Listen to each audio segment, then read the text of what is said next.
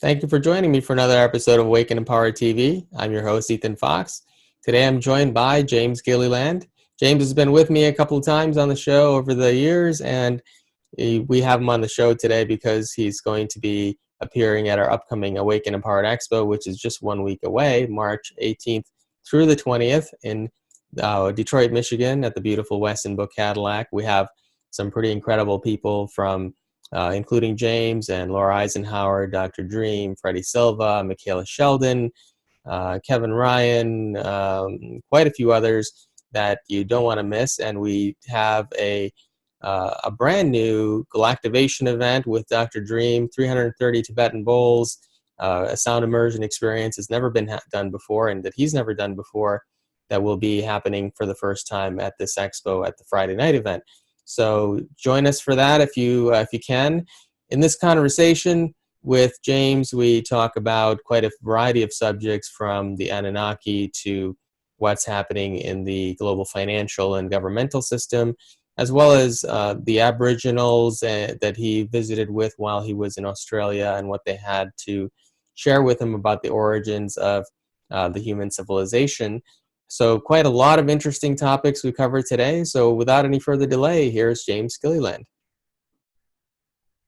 Hello, James. Welcome to Awaken Empowered TV. It's a pleasure to have you with me yet again. We've been together a few times, you on my show and vice versa, and I appreciate you taking the time to be with us again today. Thank you. Where are you calling from? Where are you calling from this time? I'm in Maui, actually. I just got back from a tour to Japan and Australia. Actually, in there they say Australia. They don't say it's kind of funny. But it was kind of a whirlwind tour, and was there for 3 months in Australia and met with a lot of the Aboriginal elders and brought back some information that's just off the charts. Well, I want to hear about that in a few minutes. Now, you're going to be coming to Detroit very soon for the third Awaken Empowered Expo, and you're doing a couple of presentations here. We have quite an incredible lineup of people there, some who you're quite familiar with, I'm sure. You're doing a lecture, I believe, on Saturday, and then a workshop on Sunday. Can you tell us about the lecture? What kind of things are you going to be covering then? Well, I'm going to be covering everything from the higher dimensional realities to the Anunnaki and their role in what's happening right now and their role in the ancient past. I'm going to be covering just a little bit of everything. It depends on the group, but I'll probably cover some of the what's happening with the Golden Dragon and the latest updates on that. There's just a whole lot of stuff I'm going to be covering, so hopefully I can get it all into the lecture. Sounds very fascinating. And I know this workshop we added on Sunday was by popular demand. It's certainly on our team. A lot of people wanted to, actually some members of our team have been out to your ranch and experienced that and wanted to bring it out here. So tell us about that. What kind of things take place in the workshop? Well, in the workshop, we're going to show people how to maintain their own self-authority, how to heal unseen negative influences, how to connect with the higher dimensional beings and higher aspects of self, and just a whole overview on who we really are. We're not just this body and this personality. We're multidimensional beings existing on a vibrational continuum.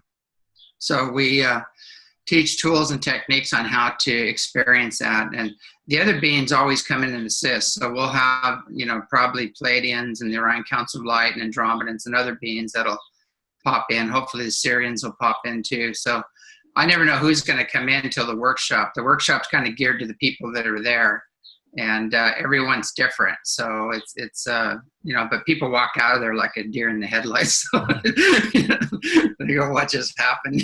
So it's very elevating. It's a life-changing experience. I know that you use some interesting techniques like table tipping and such, right? What kind of, I know that's one of the things that fascinates a lot of people.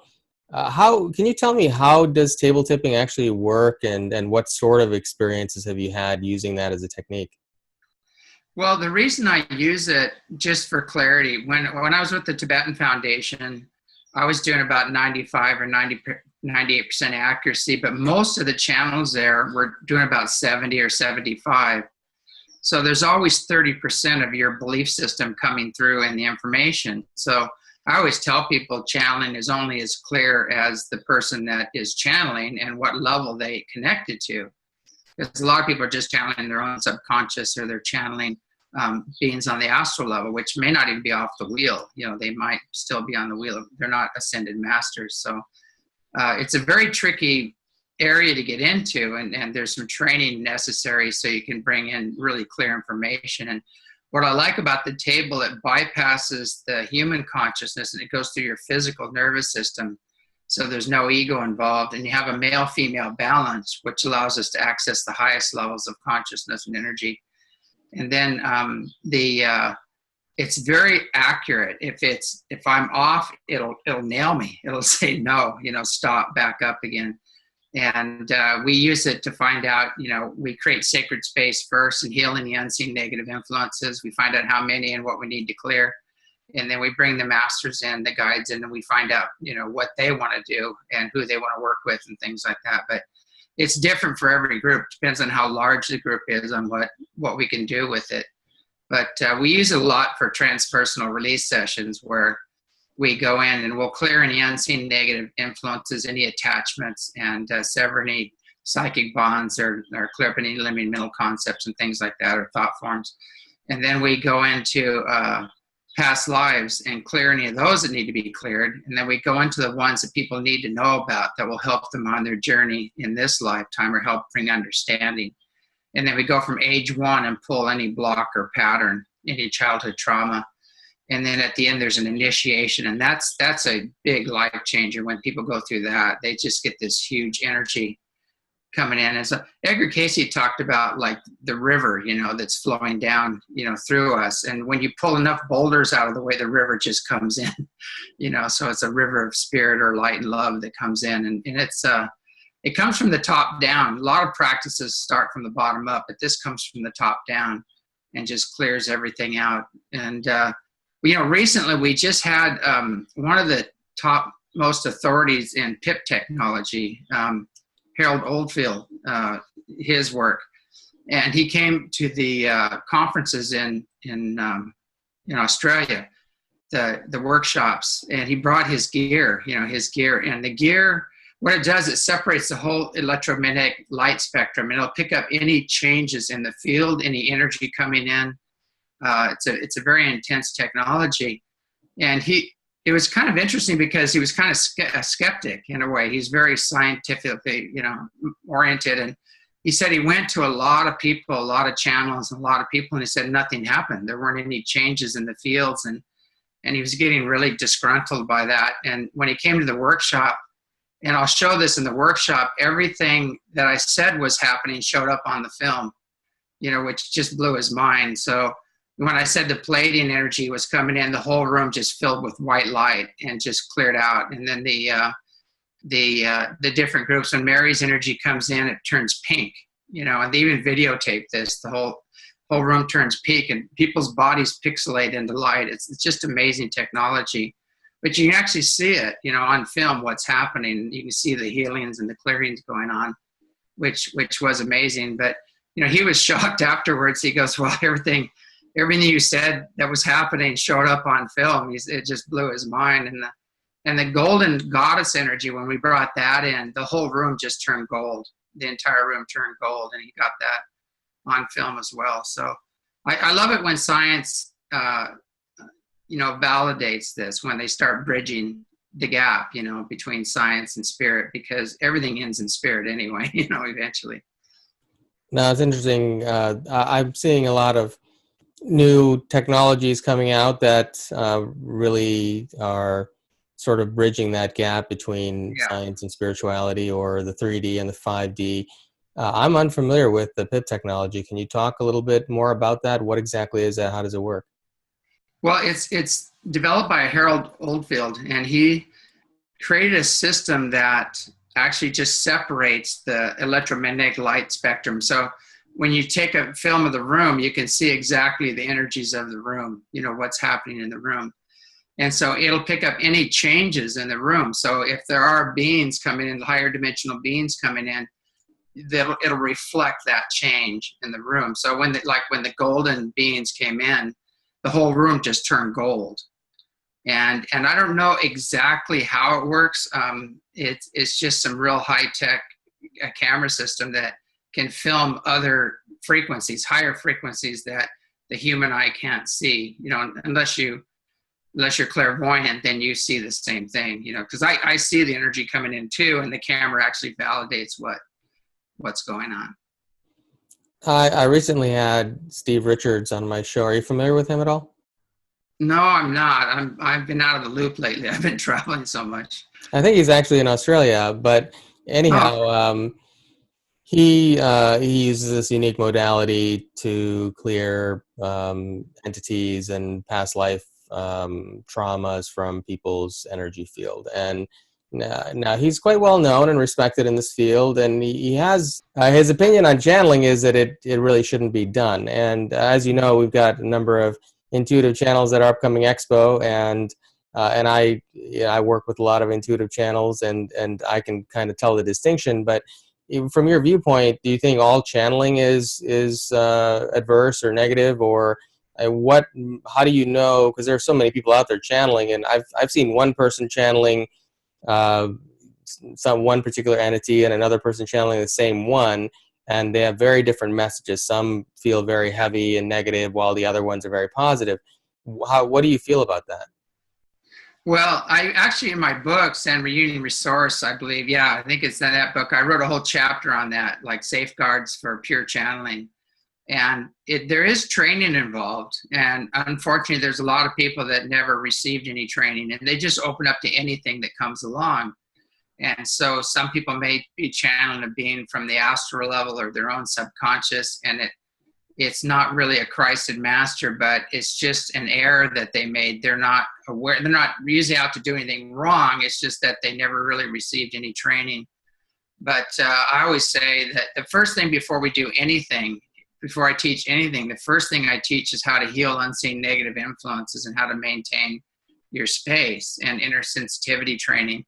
And what's sad is that's just not taught in most environments. You know, they skip that altogether.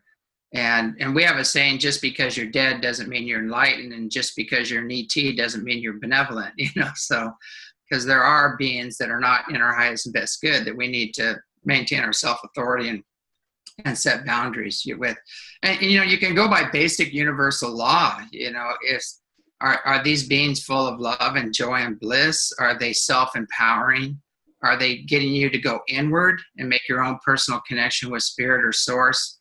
You know, what is their motive? You know, and the energy, you can just sense the energy. If you're not feeling the high frequencies of love and joy and bliss, you have to honor that. You know, it comes with inner sensitivity training. If you're getting gut punched or you're not feeling good in the presence of the energy, it's a good indicator that, you know, it's probably time to switch channels, you know.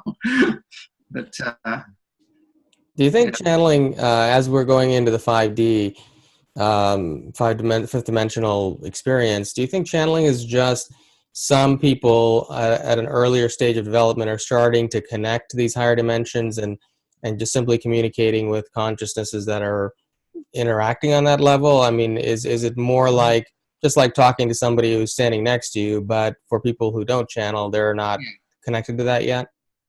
Yeah, it's part of the awakening healing process on the planet. The whole planet is raising in frequency. And, you know, this isn't channeled information anymore. This is like NASA information that's coming out. And they're showing the energy charts of what's going on the planet. And we're just getting slammed with gamma rays and cosmic rays. And it's just off the charts right now. And that creates those aha moments where you have that direct knowing, or you open up into the higher dimensions and things of that nature. And I've just seen some people by their nature, there's an old saying, the mind in which you seek is the mind in which you connect. So if people are going into it because they want notoriety or they want, you know, sense gratification or money or whatever, if they're going into it for the wrong reasons, then they track those kind of entities to them, the same type of entities. And sometimes they'll go into it in error and just make a mistake and hook up with the wrong kind of beings, So it all goes back to training, and intersensitivity training and using discernment. And anybody that goes to these people, what's sad, I see people just want to give all their authority over to these external sources. And it's very disempowering. Unfortunately, the field of ufology, it's replete with that. There's people up on stage kind of prancing around and saying, I'm the Messiah, listen to me, I'll tell you what's happening next and everything else. And they're not empowering people to have their own contact or make their own personal connection with spirit or source. And again, if it's always external, if it's, you'll hear them say, I did this, it's all I. You won't hear very many we's, in the Native American culture, I'm part Cherokee, it's we, there's no I, there's always a we because everything's one. And, I always give credit to the people that help me along this path that work with me, so people go, why do you say we all the time? I said, because I don't do this alone. I'm not alone in this process, but I just think there's an extreme need for discernment right now in all of those fields. It's almost like politics now in the spiritual field. You got to use extreme discernment, all the way through, because it's sad, but a lot of the top people on the totem pole, you might say, are not who you think they are. And if you watch what they do in their lives off stage, it's a good indicator. Just do some research and see where their money comes with, see who they hang out with, and see how they act off stage and how they treat the people around them. And right away, that'll tell you, forget about the stage presence, look behind the veil, or behind like in the Wizard of Oz, look behind the curtain. Oh, well, let's talk about the solar activity, because right now there's a solar eclipse happening as we're filming this today. Mm-hmm. And of course, there's been a lot of awakening happening over the last several solar eclipses, more intensely than normal. And I've with a lot of the intuitive channels I work with, as well as people I've been speaking with, it seems like that awakening is becoming more and more intense, and this particular one is supposed to be a very significant one, and mm-hmm. So a lot of people are struggling with it as well. Do you know anything about this eclipse and how it is impacting people and the awakening of consciousness, or anything that you can share about that? Well, it's like a switch, and you flip the switch and then you flip it back on again, and a big surge goes through. In a way, that's the easiest analogy of it. But the sun is extremely active right now. What's happening is our solar system is moving to a highly energized place in space. And as we move, and we have other suns interacting, Alcyon and other suns, and there's actually more bands in the ultraviolet range, infrared range. There's a lot more energy coming in. But the cosmic rays and the gamma rays, those are the ones that actually create DNA changes and huge awakenings in the brain. And you'll kick the brain up to like beyond 30 to 50 hertz, even higher. And that's when you go into those huge aha moments. And that's what these gamma ray bursts, from the sun do. So it's like we're just getting pummeled by this energy, and it's forcing us to awaken. And what I see is that's the one thing the Illuminati is so afraid of, is people figuring things out and waking up and seeing them, for who they are and what they've done. But it's unstoppable. You can't stop this process from happening. So, I always say I'm not against anybody, but, these guys are not frequency specific to where the Earth is evolving to. So they are going to implode, and they're going to have serious physical challenges, health challenges. And if they don't shift their energies and realign with the awakening healing process, and also shift their assets and their resources in that direction, they're not going to make it, because, tyranny is a very heavy energy. It's a very dense energy. When you have a closed heart, that's going to be amplified, and that heart is just going to constrict even more with these energies.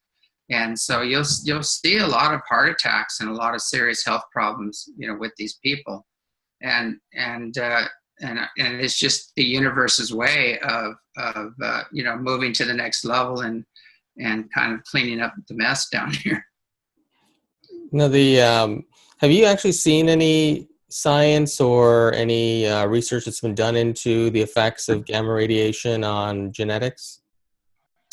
Actually, in my talk, I'm going to show charts on that from NASA, and that actually show the effects of, especially of cosmic rays and gamma rays, and how they affect human consciousness and what they do there. I'm going to cover that. Now, the other stuff, there are some scientists that cover that. I probably should get their information.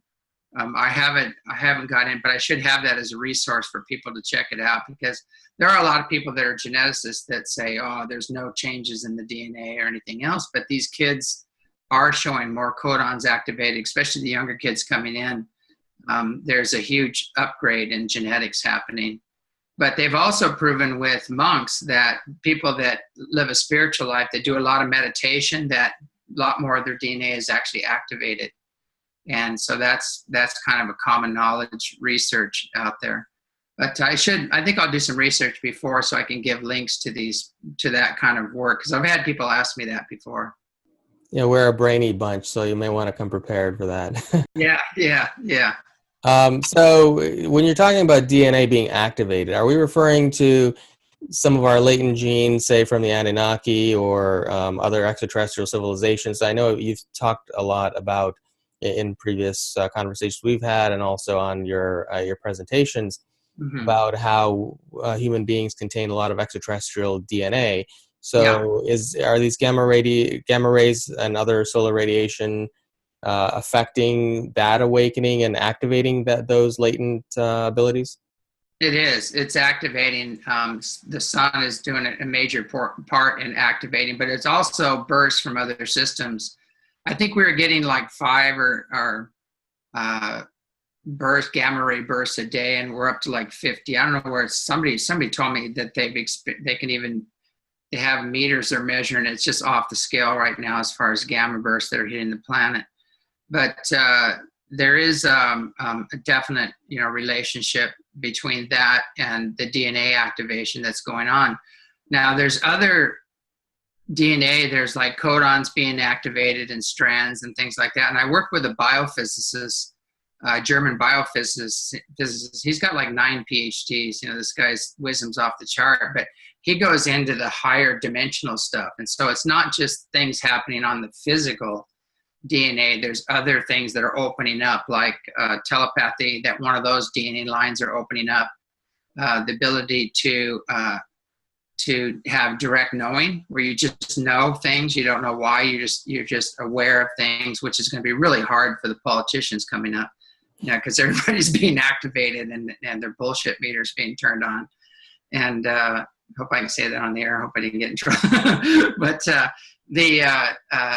the energies that are coming in are activating the attributes that come with enlightenment, you might say. So being able to see forward into the future and back into the past is one of those attributes that are being activated. And then also the ability to bilocate and things of that nature. At the ranch, when we do a lot of the practices, we have a lot of photographs, and I'll show those at the event, of people actually disappearing. You can see right through them, and then they just vanish. And what's interesting is they've vanished to us, but they're fully aware of us. So when you're in the higher dimensions, you're fully aware of the lower dimensions, but the lower dimensions are not aware of the higher dimensions, unless you're trained or clairvoyant. And so you can move out of frequency, and you'll be sitting there thinking nothing happened. Everybody freaks out because you're gone. And the next thing you know it, you pop back in again, and you didn't even know it happened. From your perspective, you wouldn't even be aware that you just phased out.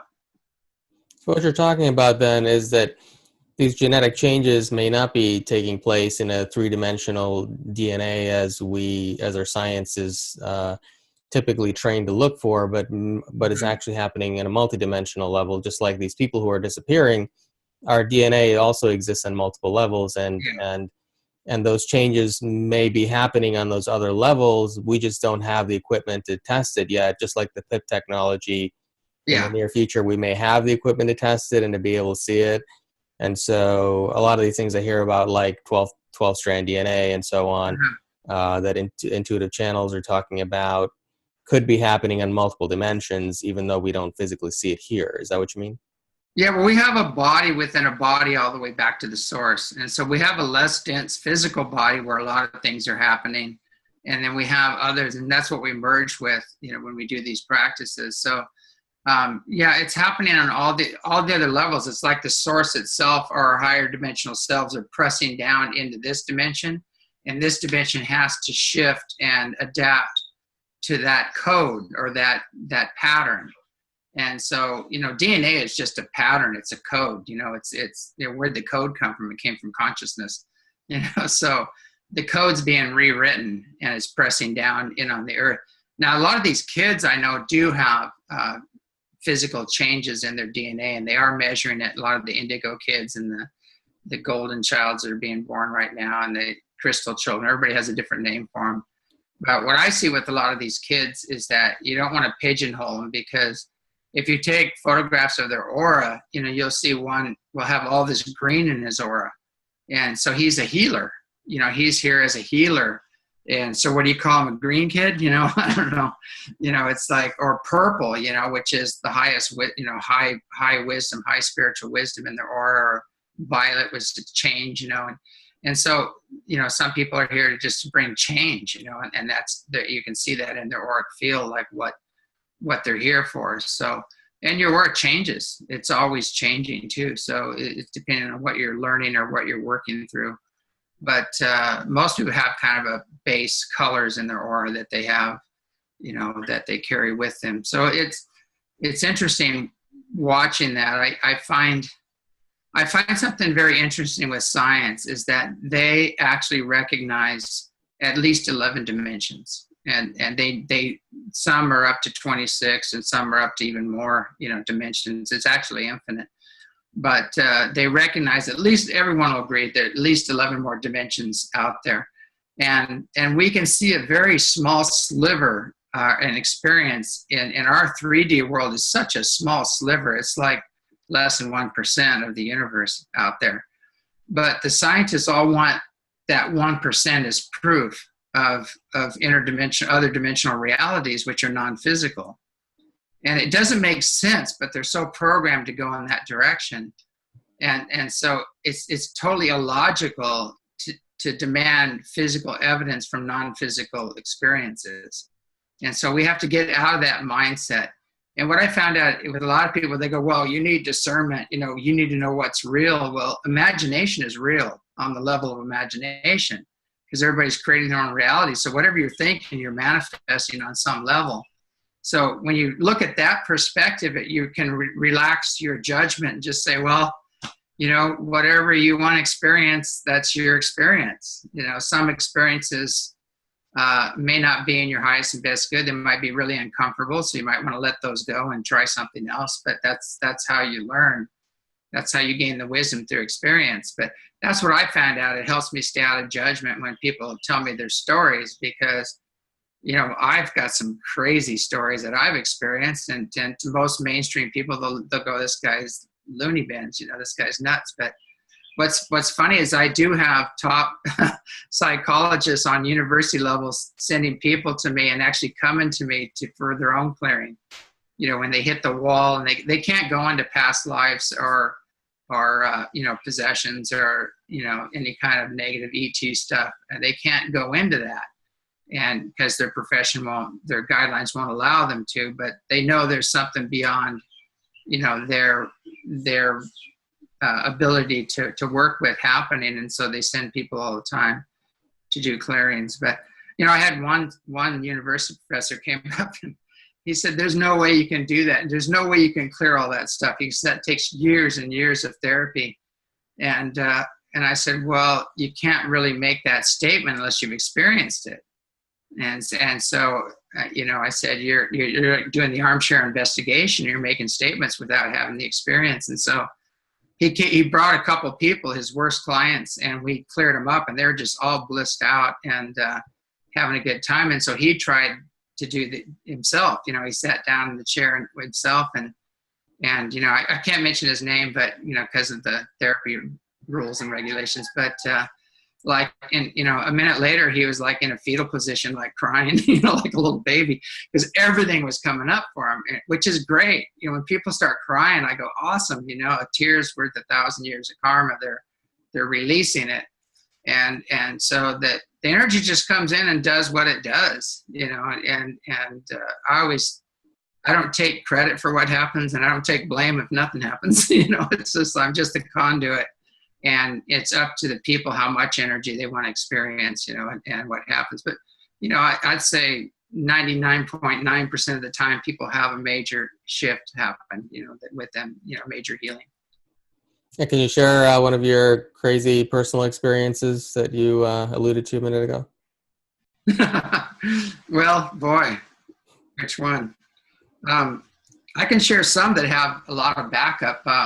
One, we have the supposedly legendary Bigfoot. Isn't really a legend up there at the ranch, and I've had several experiences with him. But Clyde Lewis with Ground Zero Radio came up there, and he brought an engineer to test everything, and so we went out in Skywatch Field, and all these ships coming in, and he had all the satellite sites up on his computer, and he's going, not a satellite, and they just kept coming in and powering up and turning and everything else. So that was good to have him experience that. But in the morning he came out of the guest house, and we have this juvenile Bigfoot that hangs around there, and he ran right up to him and skidded and stopped and smiled at him and took off running the other way.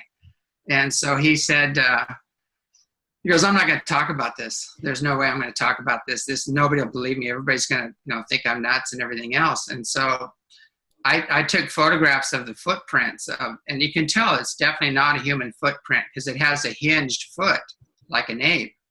And so, when I showed him the photographs, he finally goes, okay, I'm going to talk about it. So he went on the air and he talked about it. So there was 3 witnesses plus a major talk show host, that got to see that experience. So those, one time I had a beam come through the wall and hit me in the chest, and I have photographs of the mark it left where I was pulled right up out of my body on a ship, and then 3 gold balls of energy hit me in the chest, and it was all my memories returned to me, and a lot of past life memories, other world memories, in the Pleiades and other systems. And so what's interesting on that one, when that happened, when the ship came in, it was a plasma ship, pure golden plasma ship. And when it came in, it drained all the cars, the batteries, all the RVs, everything was dead, that were out in the field. So, and it shook them. The whole place was vibrating. The house, everything was vibrating when it came in. But, that's another experience. But I can go on and on. I've had so many experiences now. It's just, from face-to-face encounters with these benevolent ETs to some serious, altercations with some malevolent ones as well. So tell me about Bigfoot. Is that a Neanderthal being, or is it some other species? Do you know? A lot of people have different theories on that. Lloyd Pye, bless his heart, he's crossed over, but he says, I think it was Gigantopithecus or something like that. It's some name he gave it, which was this giant ape. And it's not an ape. When you see its face, it's more human. And it's very advanced. They're very, very spiritually advanced, but they live in nature, and they're ultra sensitive, and they're kind of the height of the nature kingdom. But they just evolved in a different direction. And when they found the DNA experiments where they've gotten hairs and things like that, they found it's more human, much more human than ape. And then there's some other genetics in there that they found that, I'm not even sure if they can identify some of them, like off-world stuff or something. But I've been trying to find out what the other DNA is, and they're keeping a tight lip on that, on the samples, but I haven't heard yet. But it's the thing about the Native Americans have a saying here. They say, if you go out searching for Bigfoot, you'll never find him. But if Bigfoot wants to find you, he will. And so it's all about consciousness. If you go out there with the right consciousness and you send a telepathic message from the heart, and if you're sincere and you have pure intent and open mind and loving heart, a good chance if they're in the area, they'll come find you. They'll come see you. They'll let you see them, make themselves known to you. Now, Lloyd did a lot of research about the Star Child skull and Yeah. a lot of genetic research as well, which was quite revolutionary at the time. Have you actually, do you know what race that of being that is, and have you encountered any of them personally? I think that was a hybrid. My experience was a hybrid. What's funny is Lloyd brought the skull, you know, to show everybody the skull, and he gave it to a bunch of people to do readings on the skull. And and when he handed it to me, I said, "I know what this is, but but I'm not getting anything from it." I said, "I've seen this before. I know what it is, but I said I'm not getting anything from it. It's just dead. You know, there's nothing coming off of it." And it turned out that was a replica that he was passing around. You know, so it was kind of funny. It was kind of funny that, you know, a lot of people were giving these elaborate readings by holding the skull and everything. You know, it was kind of funny. But you know, he often did things like that, just tests, you know, and things like that. But you know, he started smiling afterwards. He goes, "Yeah," he goes, "There's not." He goes, "It's plastic." I think it was a replica, and it looked very realistic, you know, very realistic. But it definitely looked like kind of a hybrid, you know, type of thing between a gray and a human. I think it was. It said it was a female human, was it, and a male gray, Yeah, right? yeah, male gray and a female human. Mm-hmm. Now, what effect with all the solar radiation and gamma rays and everything we just talked about, and how it's causing an awakening in the global consciousness? What effect are chemtrails having on that awakening? Is it suppressing that or slowing it down, or do you think it's going to happen regardless? Well, it's going to happen regardless, but they are doing everything they can to suppress it, and chemtrails is part of that. And you know, when you're sick, you're not really going to be tuning into spirit. And it's kind of weird, but usually if you're in pain or you're sick, it really distracts you from going within, you know, and getting connected. Um, I think there's much more sinister thing to the chemtrails because it's like a slow kill. Everything they're spraying up there is accumulative, and it's heavy metals, it's toxic, it's radioactive. It's like whoever's behind this are either some of the stupidest people on the planet, or they're here for reasons that are definitely tied into the global agenda for population control. And there's new things added all the time in these chemtrails and endocrine disruptors and all these things they're putting, you know, in the chemtrails. And a lot of people are having very serious health effects from the chemtrails, because you'll see right after they spray heavy, all of a sudden everybody starts having upper respiratory problems. They have muscle and joint pain. They have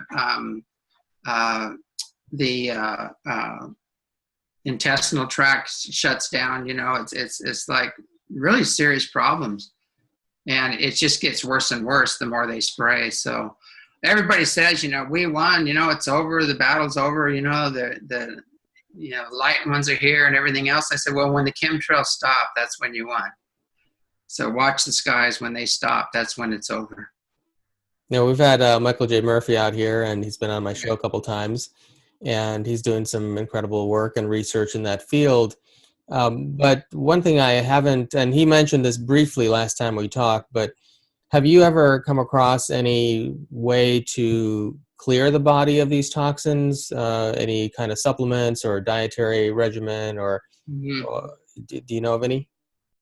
Yeah, basically any detox methods that you can get rid of the heavy metals out of your system.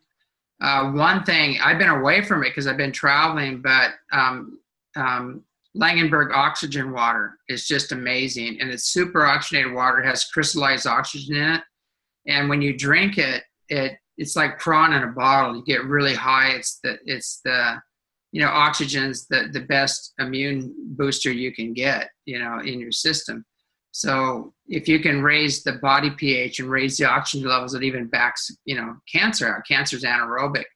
But, you know, you can't make any of these claims. I'm not saying that this water does this, because you can't make these claims, but it's a no-brainer. You know, Otto Warburg in 1929 said all you have to do is raise the blood pH and oxygen levels in the body, and cancer can't exist. And so the research has been out there since 1929, but it's been totally ignored by, you know, big pharma and things like that. But, you know, another thing, you know, all the doctors that are dying, I'm not sure where we're at right now. I think it's at least 33 doctors have been killed because they found out that a lot of the things, the nagalis in the inoculations totally shuts down the immune system. You can't fight cancer. We're always fighting cancer. We always have some in us, that's being cleaned up. And so that's in the inoculations. But in that research, they came across that by accident because they were looking for a cure for cancer. And by looking for a cure, they found out what was causing it. And so one of the serious problems we're having right now, and that's why they've killed off 33 of them, because they came up with a thing called GMAC. I'm not sure what it stands for, but it's some injections that you get. You might be able to get in a supplement, I'm not sure yet, but it actually totally knocks cancer on its ear. It cleans it right out of your system. But they're having such a good success rate with it that, all these doctors seem to be suiciding themselves, and dropping dead. It's very sad when that's allowed. It's like everything, we've got this just incredible corporate greed going on, and they've got their hitmen and their people to keep the status quo going, but that's just falling apart right now. But for our society to allow that to happen, to have 33 doctors killed by the people that want to keep the cancer industry going, I think it doesn't speak very well of this civilization. I mean, there should be some major investigation into this. They should find out, who is behind it, and just go after them and let the karma take its role, there. But there's a lot. Same thing with free energy. We've had free energy for a long time, since Tesla, even before that. And where is it? Why isn't it out there? But it is coming out. It's coming out all over the planet right now. There's all kinds of people actually building autos. They're going to go into production of autos pretty soon that are going to be running on water, or there'll be like an electric car driven by a free energy device. So all that stuff, it's already here. It's already on the ground. It's just a matter of getting it out there. Is it reasonable to assume that a certain number of human beings are immune to the effects of chemtrails and vaccines and GMOs just because their consciousness is higher? And as consciousness starts to increase with the collective, all of human civilization, that more and more people are going to be immune to those things? Yeah, a lot of these younger kids right now have immune systems that are off the scale, and nothing affects them. I mean, you could inject them with AIDS and it would just eat it up. And I know some people that do a lot of spiritual practices that, a lot of them smoke, but it doesn't affect them because the nicotine doesn't even get into the cell. They have their cells are so lit up and shielded. So everybody's different. I know with me, if I see people out there just drinking and smoking and staying up all night and things like that. And I don't know, if I did that, I'd be dead in a couple of years probably. I can't put that kind of stuff in my system. But I'm just amazed at how some people just keep going, and it just doesn't affect them. Usually down the road it will, eventually. But I know one thing is I don't drink, and I don't. The only time I ever smoked tobacco is in a ceremony, if I'm with some elders or something, but that's about it. I have a cup of coffee in the morning. That's about, I'm sure I have some vices, if you call them vices, but, it's amazing how some people just are impervious. They have a constitution or something in their body that they can handle this stuff. Let's talk about free energy for a moment, and I'd like to know what you see coming out or coming down the line, or any projects that you've been involved with. And also, but let's start with, there's a lot of controversy about Keshe, and I followed his work from quite a while ago, and like anybody else in the alternative movements, was really excited to see what appeared to be some really breakthrough things coming down the line. Now, I've personally not seen anything. And there's a lot of controversy around that. What's your feeling on it, and are you aware of whether or not there's actually anything happening there? Well, I was working with one of the key people there, and he put a video out where he was giving the people the motors. They're actually done. He's putting them in boxes and giving them out to people. I haven't talked to any of those people yet to see if that actually worked or not. I don't have firsthand information, but I mean, it was pretty well orchestrated if it was a hoax, because all these people came up from different nations and got the technology, and the memory stick that had all the information on it, on how it works and everything else. I did get involved in some of the plasma energy things that he was talking about with some people that were very close to him. And we did experiments with it, and it worked. It did generate electricity. And so, from what I saw, I was going, boy, you could, upsize this thing and make it bigger and, get some big copper sheets and treat them the same way. And I know you'd probably generate all kinds of electricity, but from what I saw and from our experiments, it did check out. And that's all I have to say. But I don't know on the higher levels, the motors and everything else. I don't, I'm in line. I want to get one and have it and run it and make sure it works and everything else, because that's my dream at the ranch. And he said he ran to create a template, where we're living in total harmony with nature and each other and living a spiritual life, but also bring in the earth-friendly technology and become totally self-sufficient. And as a template, people can come there and go, wow, this works, and we've already done a lot of that. People come to the ranch and the energy is so high there, and people just have huge awakenings. They step on the ranch and they go, this is home. This is like, I feel like I'm home finally.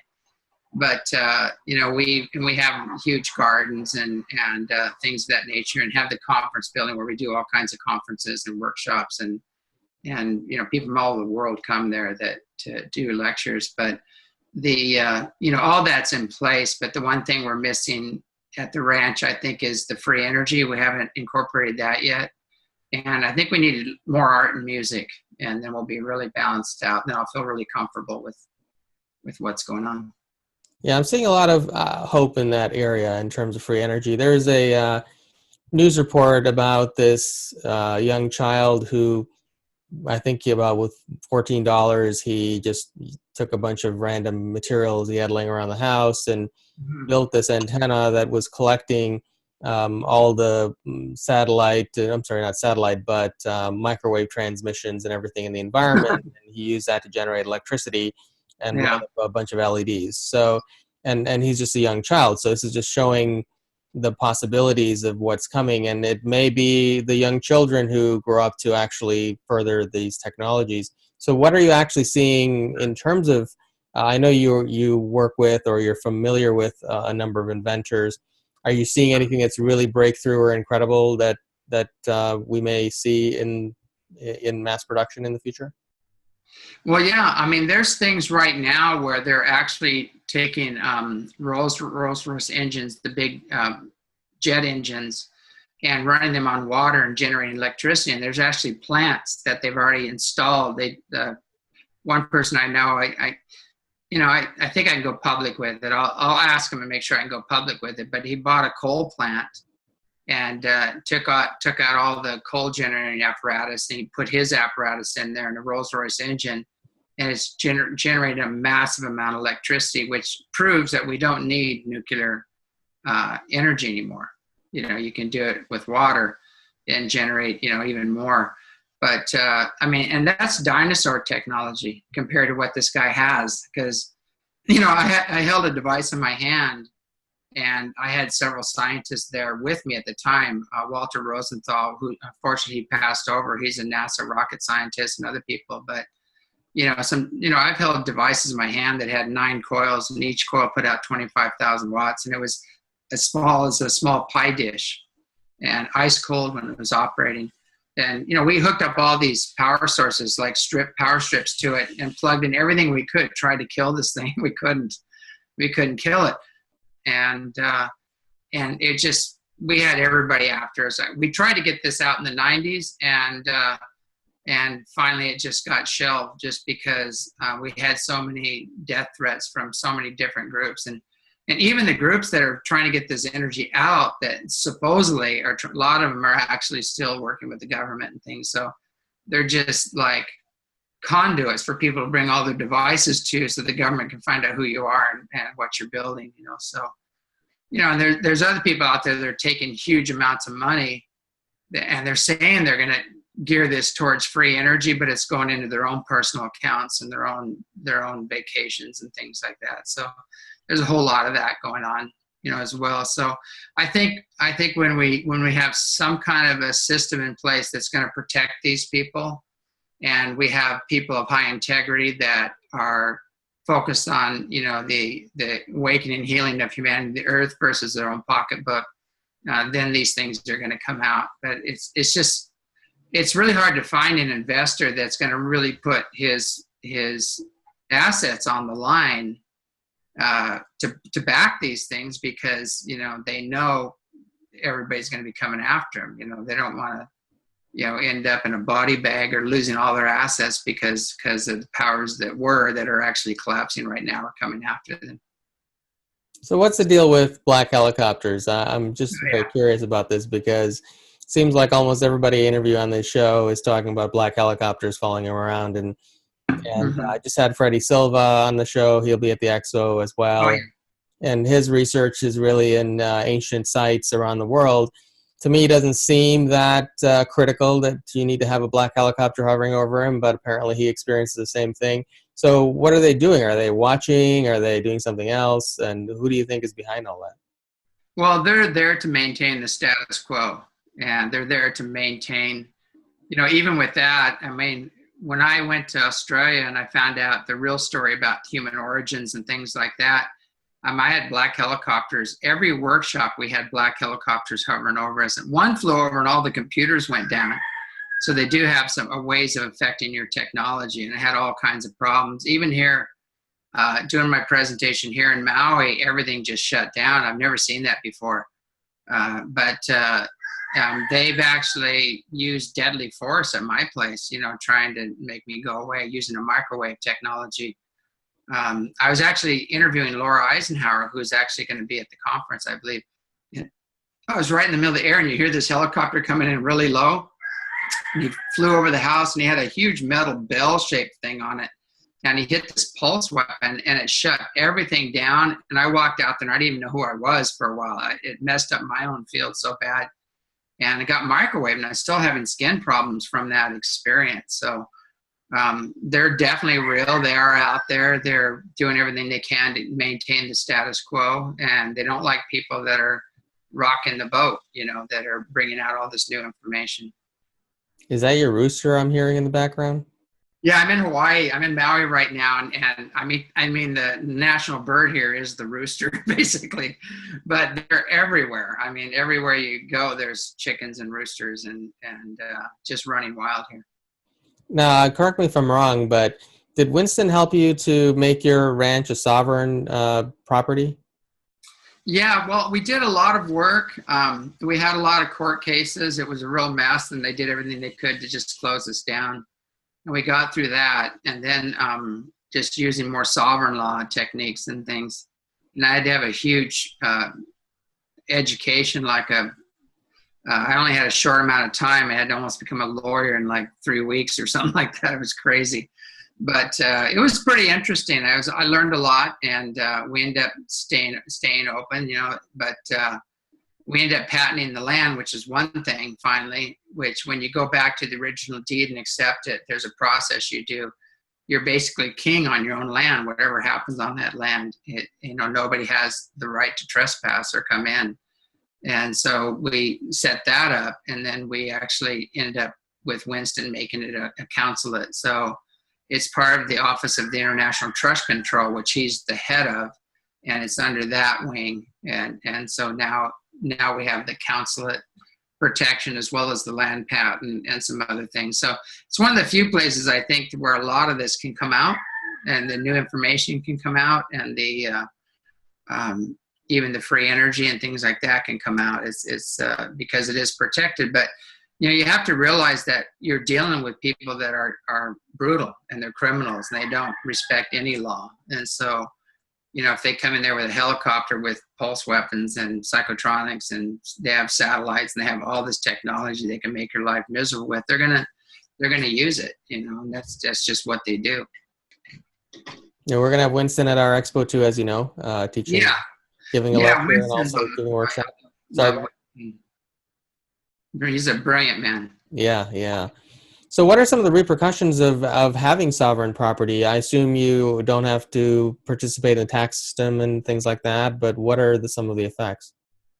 Yeah, you're just basically out of the loop. I mean, you're king on your own land, basically. And you know, it's one thing is that what's funny to say, well, we're not going to give you you know, ambulance, or we're not going to give you fire protection or whatever, you know. But you know, they still do. It's like they still come out. You know, if you call and have a fire, they'll be there. You know, the local people. You know, most of the local people love us. There's a few people that are still holding on to the old Baptist program, you know, and worshiping their Anunnaki god, you know, that they haven't figured out yet was an ET. But you know, there's that program going on. There's a little bit of that going on, and we've had to deal with that. And I think what's hilarious is that the ships came in and they bought the school and turned it into a big retreat center, the old school, and built a new school. And they had a big jamboree there, and tents everywhere, people camping out. And 4 ships came in and just hovered and parked right over the right over the church, which was hilarious, you know. And I went and talked to him afterwards. I said, well, what do you think? You know, and did you see the UFOs? And I talked to a couple of girls over there, and they said, yeah, you saw them. I go, what do you think? She goes, we're not supposed to talk about it. You know, they're like briefed that they, you know, by the ministers or something, that they can't talk about it. You know, so, you know, I don't get it. You know, it's like when you have an experience like that, you know, but, you know, it's all throughout the Bible too. It's like people just don't, they talk about the lights on the river Chabar and Elijah ascending in a fiery chariot, you know, and Ezekiel talks about a shiny disc coming out of the firmament with bronze feet like calves and fire and brimstone coming out from underneath it. When it landed, it sounded like 1,000 rushing rivers, and out of this big craft came smaller, called them cherubim, with wheels within wheels, with flashing lights all around them. And you read that with today's understanding, you go, that's a landing, you know, that's a ship, you know. And out of the ship came God, you know, which was an ET, but to a primitive mind, they would think that was God, you know.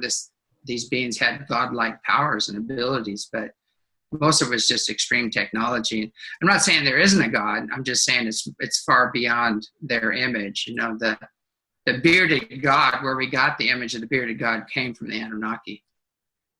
For those people who may not be familiar, I'm sure most people who watch a show like this are familiar with who the Anunnaki are, but for those who may be new to it, can you give us kind of an explanation of who they are and how they're related to us now? Well, basically what happened, you know, 450,000 years ago plus, and we're finding out it's even beyond that. It goes back even further, probably millions and millions of years. But they actually originated in Lyra, ancient Lyra. And the Lyrians are very tall. They're very big. The ancient Lyrians are.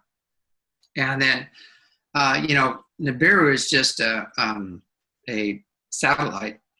You know, it was like what do you call it? A colony, you know, basically. Everybody goes, oh, they come from Nibiru. No, they didn't come from Nibiru. They came from ancient Lyra. But the ancient Lyrians actually went out, and they were kind of I don't want to say a conquering race, but they're explorers. And because of their extreme technology and their advancement, they just kind of absorbed planets, you know, in a way. And they went to the Pleiades system, the Hades system, and the Orion system and set up colonies there. And then the people adjusted to the planets over the, you know, thousands of years. And then they came to Earth, Mars, and Maldek, which is the asteroid belt now that blew up. But the image of the bearded God was from the Lyrians that were here, you know, a long time ago. And this what goes into the trip to Australia was the elders there, and a guy by the name of Stephen and Evan Strong, and it's a father-son combination. I forgot their website, but if you type in Stephen Strong Australia, it'll come up. And they've been doing this research, you know, about the, you know, with the Gosford glyphs and other glyphs that are there. And they had Egyptologists come out and talk about it. And they have these Pleiadian glyphs that are from the Pleiades, and the elders all know where they come from, and they could say from the Pleiades. Well, that was the Pleiades was one epoch, like Atlantis and Lemuria. Those were started by the Pleiadians, and those are Pleiadian colonies. Well, the Illyrians came here even before that, a long time before that, and found a man to be fair, a knuckle dragger, you know, and added their genetics, and it's all written in stone on this wall, and added their genetics to the to this knuckle dragger, and the whole story just goes on. The story that we know about, you know, where they needed the gold to create as an aerosol to protect their planet, because when Nibiru came around the sun, you know, it just got fried. And actually, that experiment, from my understanding, failed because they lost their atmosphere, and it's just no longer a functioning colony. But but that's the story that Sitchin talks about. But he, you know, missed some of the points. He doesn't have the whole story. He has some of it. But so that's basically the story. But you know, it was kind of weird because they actually broke universal law by tinkering with this primitive human that was evolving naturally on the earth, and but they did it to save their colony. So they're in like a situation where they go, okay, we're bending the rules a little bit because we're trying to preserve our colony, and so that's kind of how it did. And then the problem with that is they left a couple hundred people here. Might even be more than that. The numbers vary from 200 to 2,000, but you know, everybody deciphers this information differently. But they did leave some groups here, and they were supposed to oversee this creation that they created and kind of guide them as overseers. And then they got caught up in turf wars and competition, and they fell in consciousness. And those are the fallen ones, and you know, everybody has a name for them, the fallen gods or the fallen angels or whatever. They fell and got caught up in all this stuff. And there's all these battles between Enki and Enlil. Enki was the image of the creator god. He was the one that was the geneticist, and he loved his creations and wanted to improve on them and keep them going. Enlil was the warrior. You know, he was the general, and he was the wrathful god, you know, the jealous, wrathful god. And he, you know, wanted the experiment to end. He wanted to just, you know, when the floods came and the pole shift and everything else, that was his delight, you know, to see this experiment finished. You know, the problem was Noah was a hybrid. He was half Anunnaki and half human that was already jumped up quite a bit, you know, genetically improved model. So he was a hybrid. And what happened with a hybrid, they didn't expect this, but the union of Earth human genetics and their genetics actually started creating a superior being that actually was evolving beyond them. And so Noah was one of those beings. He reached like eternal life and everything. He mastered a very high level of spirituality and everything. And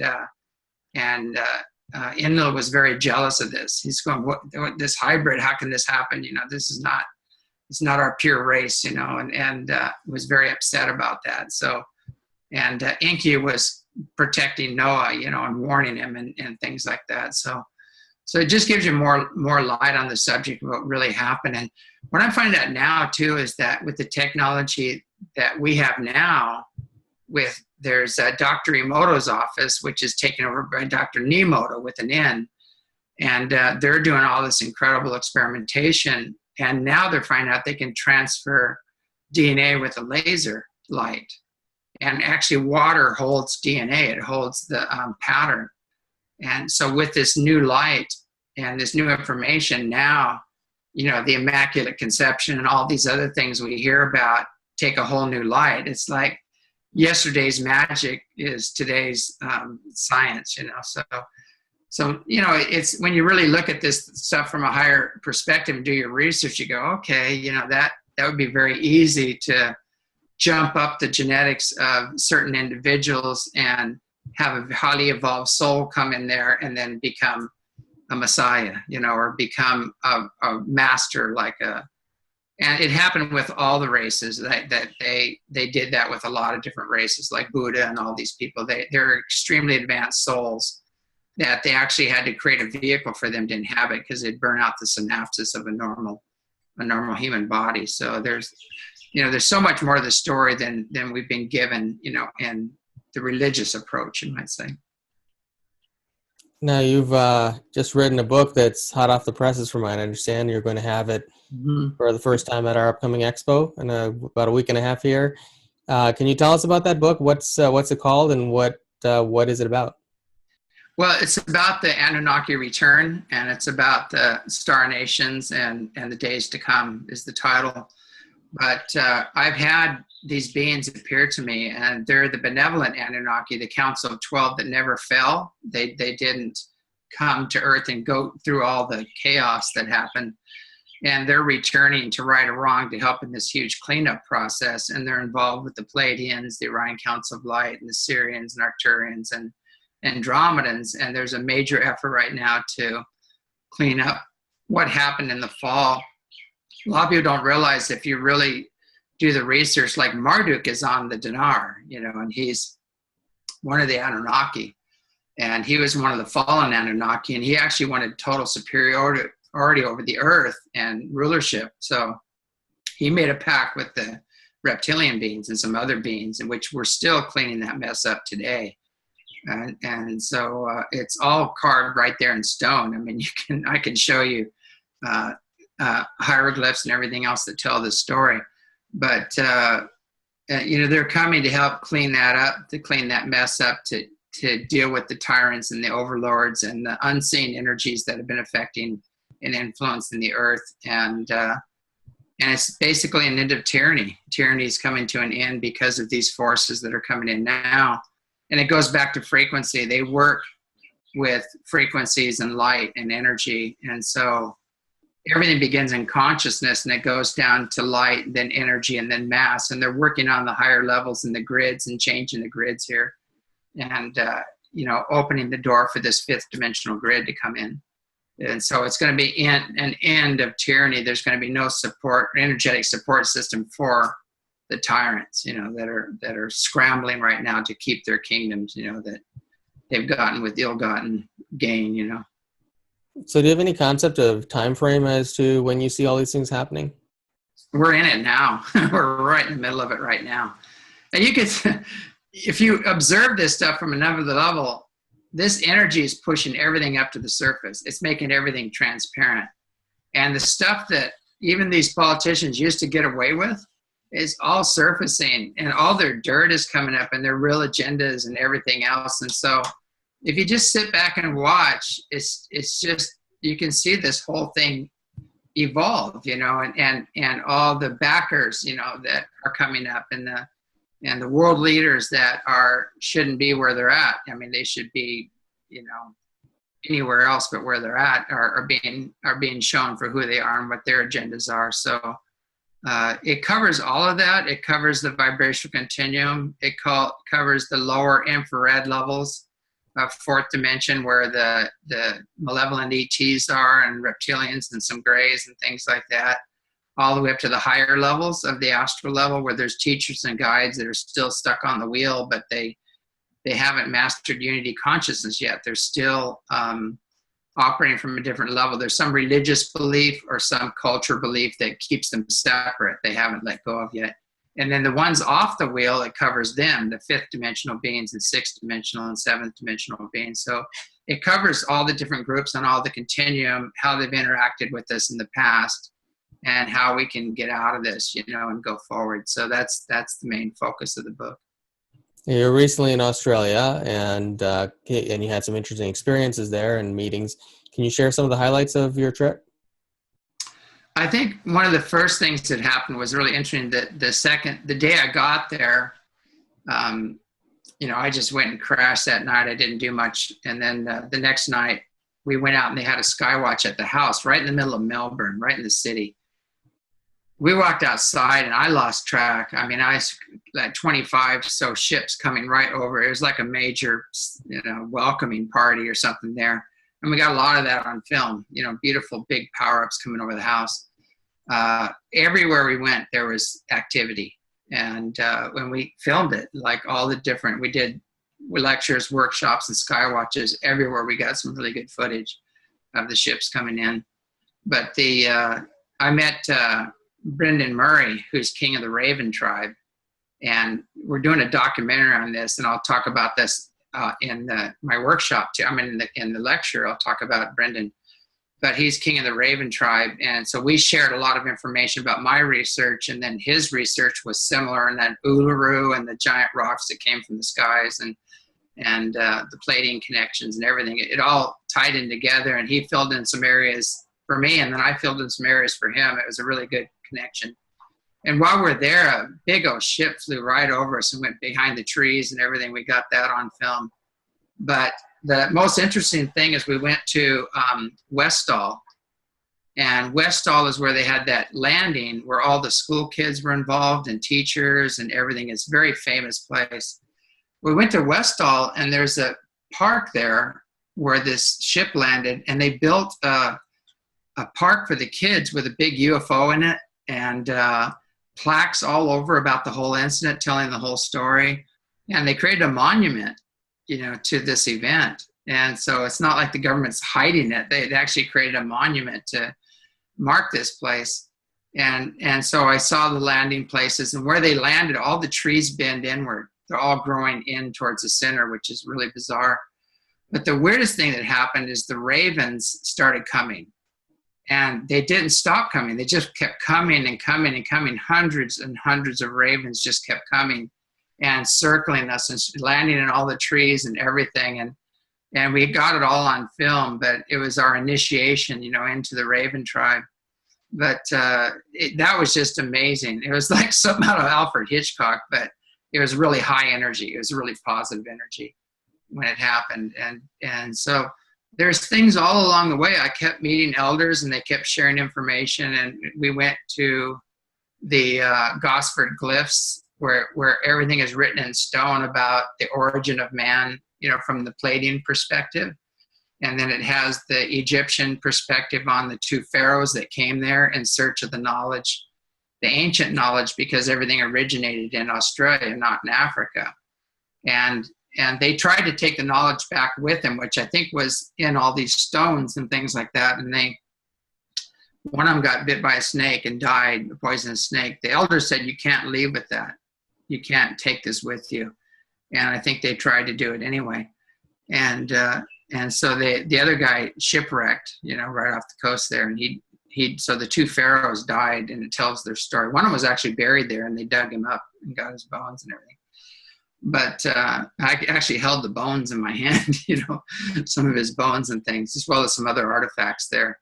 But just amazing things happen. But the stories are right there in stone about the origin of man, and the DNA, the Aboriginal DNA, they are the original people that were jumped up, from the, I think it's called the Danes man or something, Danes or something. I'm not pronouncing it right. I have to get that research again, and which is like a Neanderthal type man. But they took that man and jumped his DNA up, and so that's created the Aboriginal people, and they're the original people. And what's funny is that all of us have Aboriginal genes, everybody on the planet, and so you have a certain percentage of Aboriginal genes. So we're all one, on that level, we're all connected. But just seeing it in stone, I already knew a lot of this information, but I had a lot of things filled in. But when you see it written in stone and it's very ancient, it gives you a whole different perspective. It really solidifies things, not to make a pun out of it, but it really grounds it.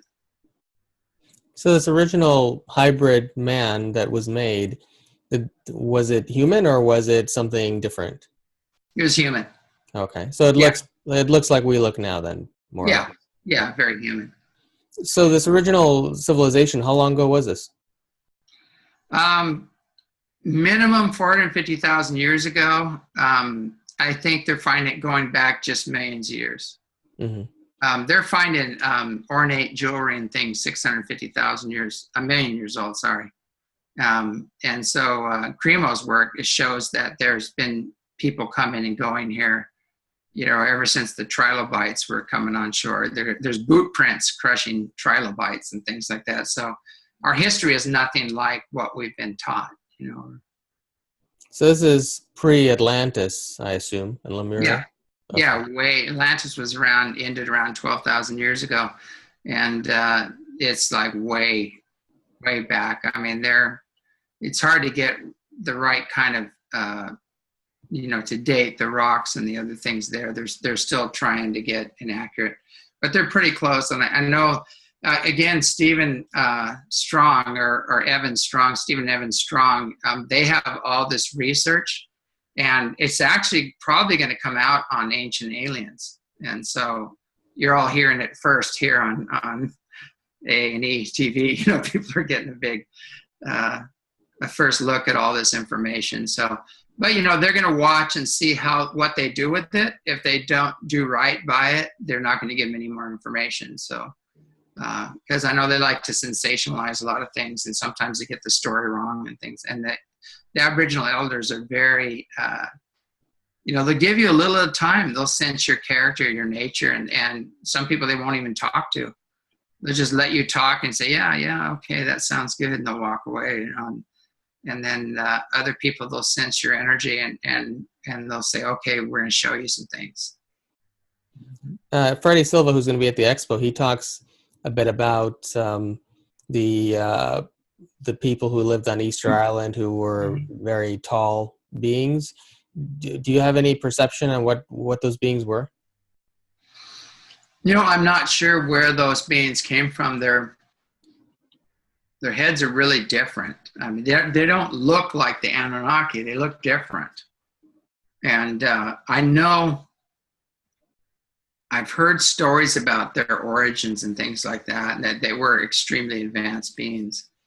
Unfortunately, every one of those stone sculptures had a tablet in front of it, and it represented a certain person, and they told about their history and their enlightenment and how they ascended, basically.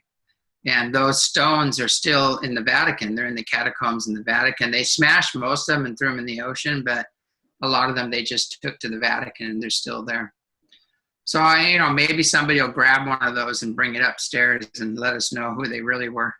Well, you were recently in Japan, and I know you had some interesting occurrences there, as you seem to have wherever you go. So can you share some of the stories of things that happened there? Well, I thought it was interesting because the Japanese people were very, very courteous, very supportive, and they really wanted to know. They asked really good questions. And I met with major scientists there, like Dr. Emoto, and did a lot of work with him. But what I thought was amazing is that, every lecture I did, every workshop, it was like a packed house. It was like a lot of interest there.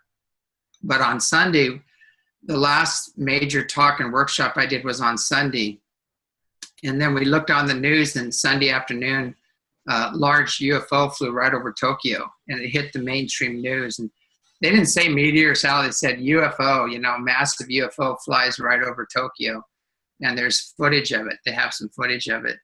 But I thought that was quite interesting how that happened in Tokyo, and it hit the mainstream news. And the same thing when I went to Australia, the same thing we had, and they actually put me on Channel 9 there, which is mainstream TV, and let me talk about, what's going on with the UFOs and everything. And the people interviewing me were pretty good. They asked some pretty good questions, I thought. But it's funny that one of the woman there, I think her name was Natalia, very beautiful woman and everything. She was very skeptical. She goes, I'm a skeptic, I don't, believe in any of this stuff and everything else. And you can see her energy change throughout the interview. And she went from just kind of a scowl to where she just, I don't believe, closed down, to all of a sudden she just opened up and was laughing and everything else. Because the evidence, and, I said, look, we have triple PH Boeing engineers, Air Force base commanders, pilots, all testifying that the ships are here. We have a mountain of evidence, the footage, the video. We have 200 people on the ground, and the ships fly over and power up.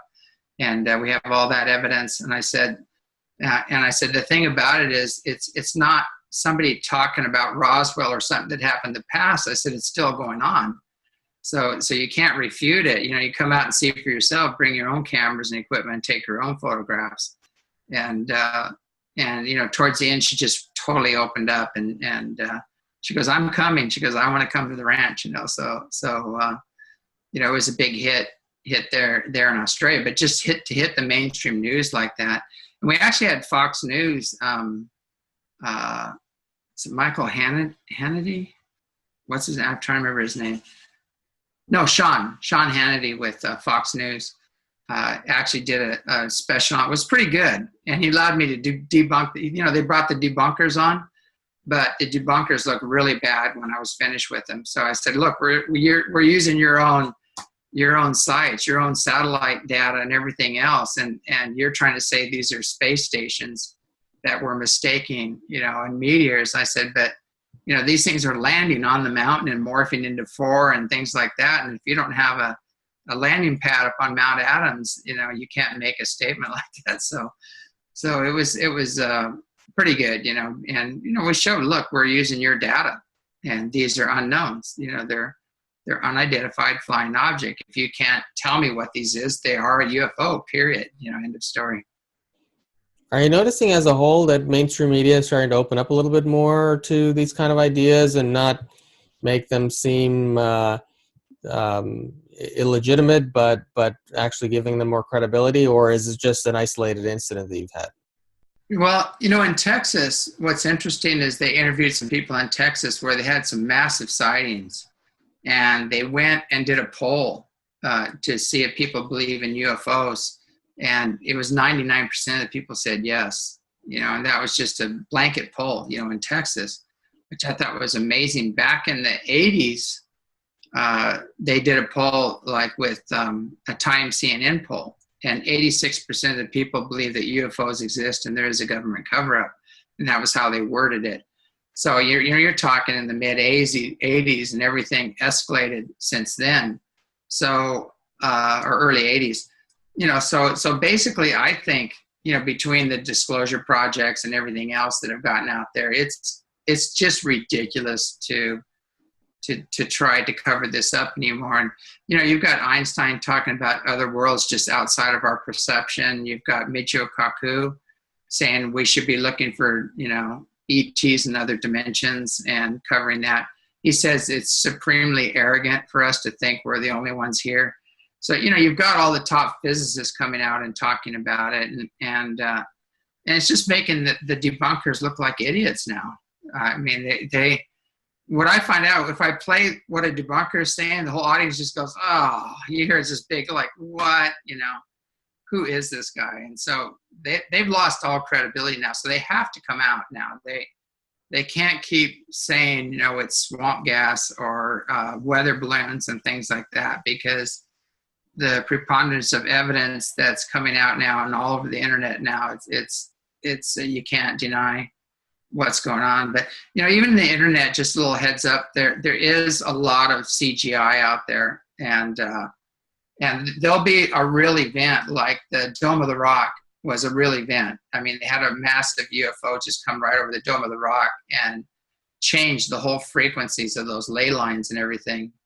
And I have footage of that. And then the next thing you know, they throw in all this CGI stuff and have a big metal ship come in and military showing up, and it was all CGI. And so they flood the market with CGI, and there's people that are paid to do that. They're there to distract everybody, and muddy the evidence. There's a lot of talk in these alternative movements about contact and first contact, and so is this first contact that we're seeing now? I mean, what does that actually look like? And is it also maybe a matter of, does first contact require us to physically see a UFO craft land in the lawn in the White House on mainstream media, or is first contact all these little instances of channeling and people such as yourself who are interacting with beings on multiple dimensions? What does it look like, and what do you think it's going to look like? Yeah, I'd skip the White House lawn. I mean, there's absolutely no reason to land there, if you're looking for intelligent life, or, you have to have an open mind, a loving heart, and pure intent. You're just not going to find that, in the political arena. That just doesn't happen. And so they are contacting a lot of people, that do meet the requirements, that have open minds, loving hearts, and pure intent. Those are the people they're going to be working with. They're not really into working with major institutions because most of them have been corrupted, because the higher you go up the ladder of power and wealth, the darker it usually gets. And so they're not going to be working, they're going to be more doing things on a ground level. But I think it's funny because everybody goes, we're going to have contact, in 2000, even NASA said, we're going to have contact in 2025. That's their new thing. And we're going, oh my God, where have you been the past 30 years? We've had contact, we've proven it. We've given the exact time and place these ships will appear, cameras rolling, they did appear. We did it with Danny Dyer, with Paranormal State, Fox News, all these people. We had the cameras rolling and said, okay, we told them exactly where to have your camera when, because of the telepathic communication, which means there's contact going on. And the ships did appear. We've been doing that redundantly. So to me, I think it's just ridiculous to keep saying, when are we going to have contact? It's like, when are we going to acknowledge that contact has already happened and it's happening right now?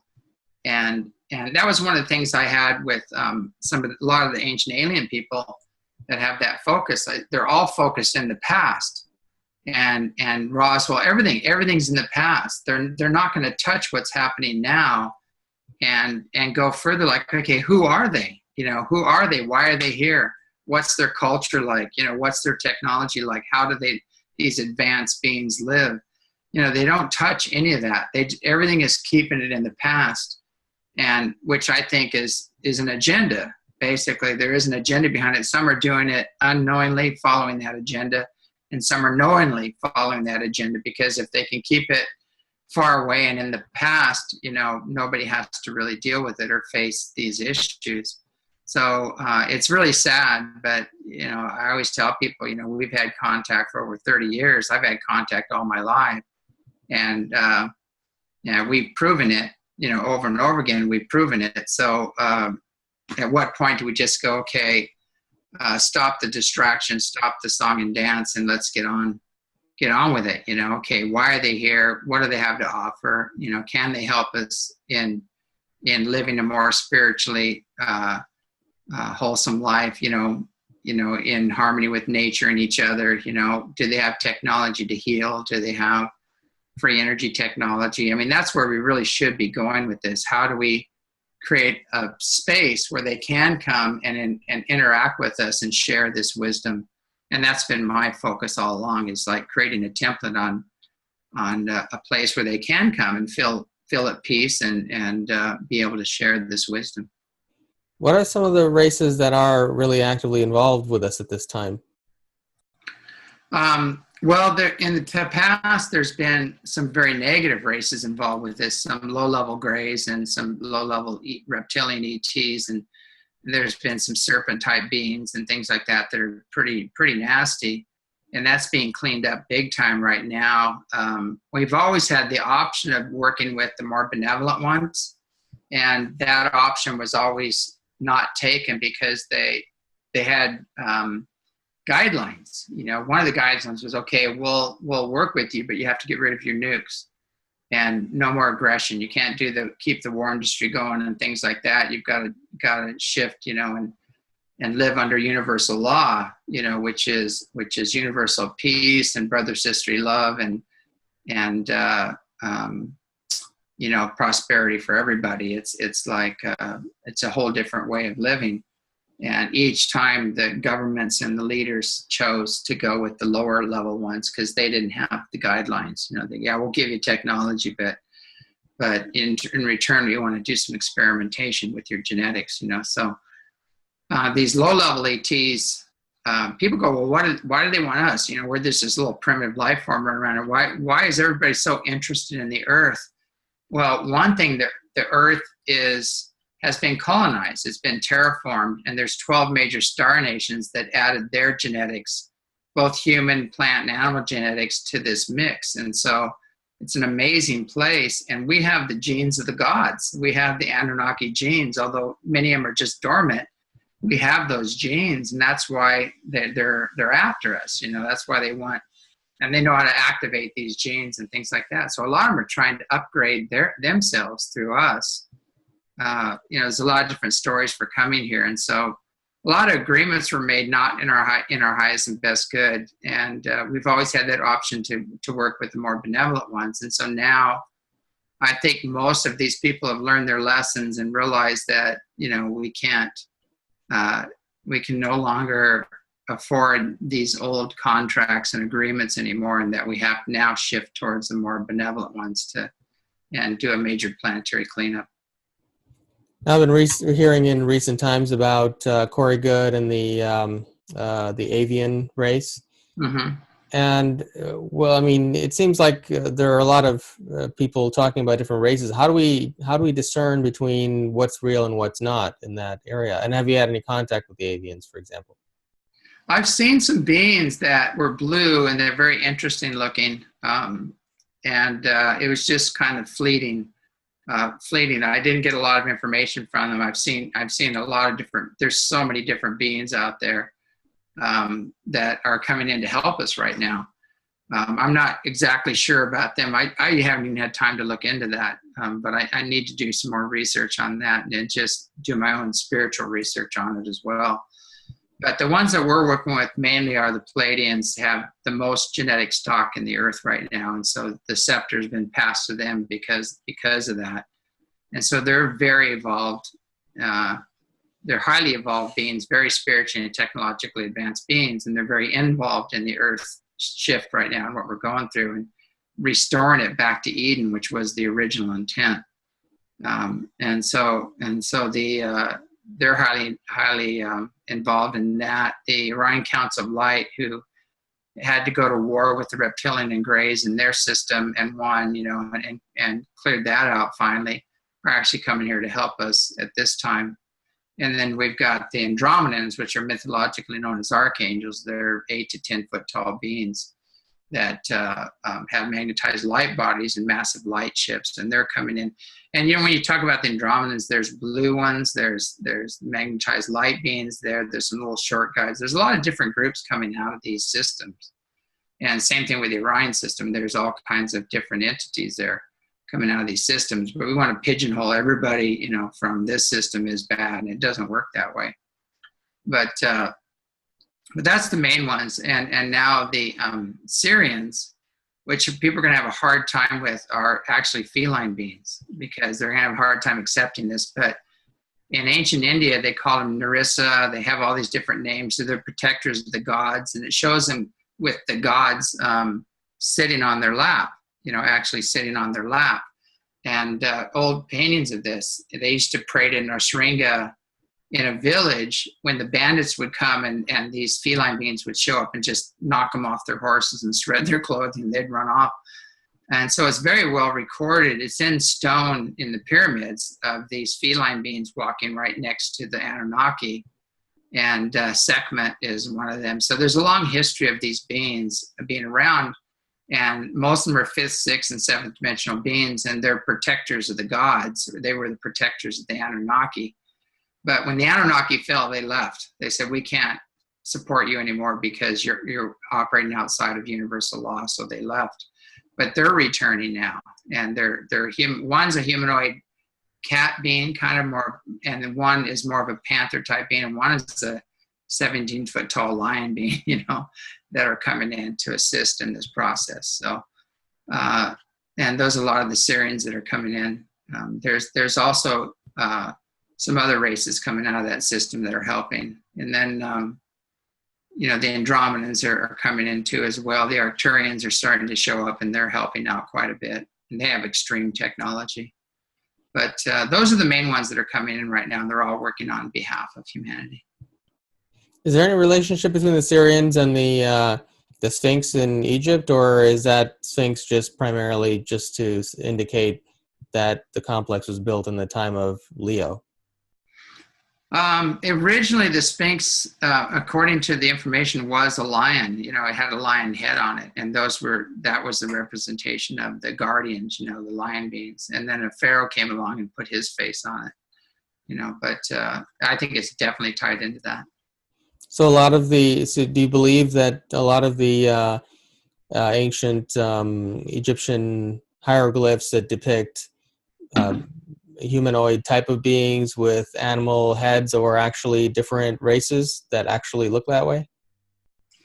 You know, I've been kind of wondering if those weren't headdresses that they wore to depict a certain energy, and like Anubis and all these other ones,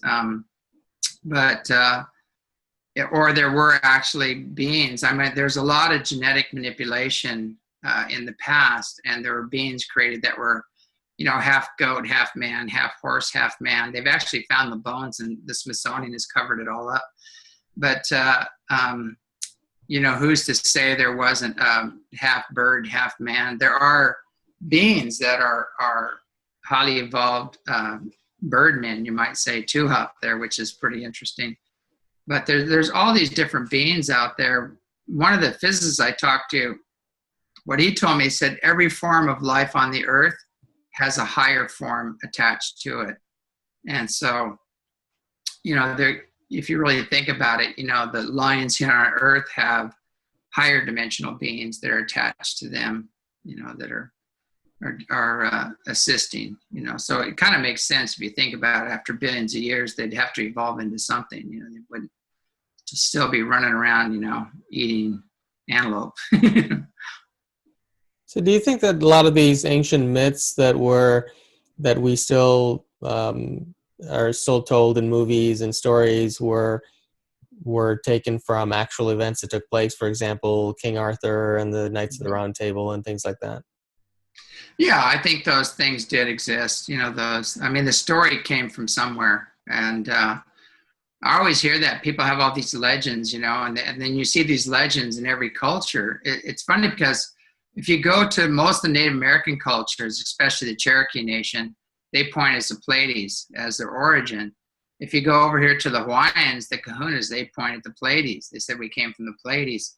And if you point at the even over in Indonesia and a lot of those countries, they all point at the Pleiades. We came from the Pleiades. In the hieroglyphs, it says the Pleiadians are telling the story how they came here and interacted with, after the first Lyrians came here, they came again and interacted with humans, you know. So there's a lot of Pleiadians that were actually stranded here. And so there's all these stories like that. And I think, you know, it came from somewhere, you know, like the unicorn stories and the centaurs and all that stuff came from something. You know, there's probably some truth to it in the ancient past. Do you believe then that you were talking earlier about the reptilian race and a lot of the other races? Do you believe that the reptilians are no longer in control, and what gives you that confidence if you do? Well, just from my resources on the other levels and talking to them, it's like they've cleaned up about probably 95% of that mess, but there's still some 5% of some really nasty stuff going on. And their puppets, you know, which are the Illuminati and the banksters and things like that, are just floundering right now. Because they've lost their puppet masters. And so just watching how that's all unfolding now is very clear. And a lot of people go, well, you know, I have the photographs of the stone carvings of these beings and where it's carved in stone and everything else representing, you know, this historical account of these things. But the thing about it is that people need to realize is that when you look at all the inhuman stuff happening here on the earth, the reason for that is that it's coming from an inhuman source. And that's the only way it would happen. You know, it's being inspired by non-humans, you know. And so, you know, as we go up that hierarchical ladder of power and wealth, it gets darker and darker until you get to where the guys are doing ceremony and they're doing sacrifices and crazy stuff to bring in the dark forces and align with them for power and wealth and notoriety or whatever. And that's the unseen forces that have been really wreaking havoc on the planet, and they're being cleaned up right now.